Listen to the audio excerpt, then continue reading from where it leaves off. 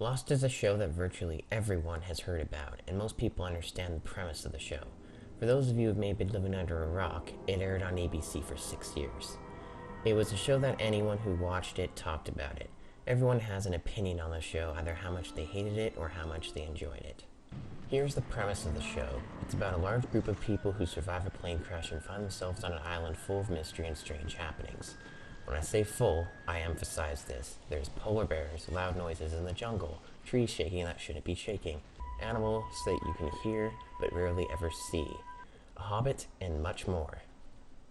However, as with anything, not everyone is going to like something, and there are many people who got frustrated with the show because it took its sweet time, answering big mysteries the writers created from the first episode.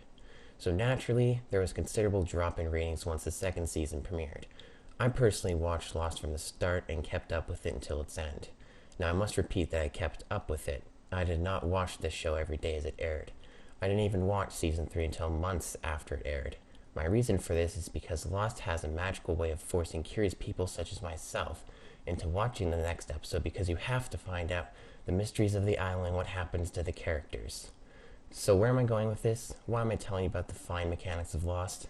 Well, you'll just have to wait a month to find out why. Just kidding, I wouldn't do that to you, but ABC did that to me with Lost.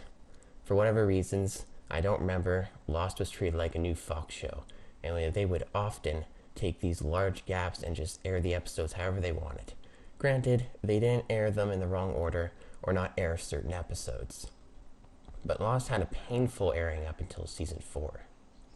When the 4th season happened, the show changed dramatically. ABC gave the writers of the show the time and ability to map out the rest of the show, in addition to Lost actually aired on a more regular schedule. That's when I began watching each episode as it aired and followed to the very end. My general impressions? I really like this show. It's one of my favorite shows. However, this doesn't mean that the writers are infallible, and there are plenty of cringe-worthy moments. Do you feel that? Oh, That right there, that's a kick. There, right there's a foot.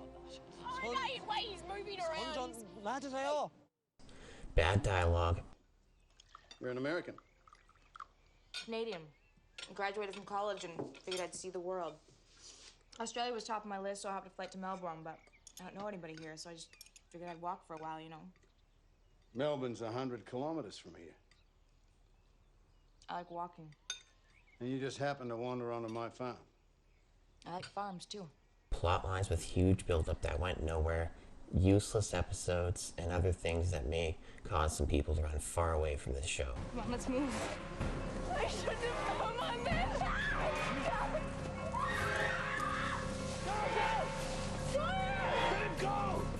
So what am I here to do? I'm here to review every episode of Lost, all 121 of them. While you may think that's not possible, believe when I say that there are episodes when almost nothing happens. So the mileage of a video may vary. So hate it or love it, it's time to get lost. I can't believe I just said that.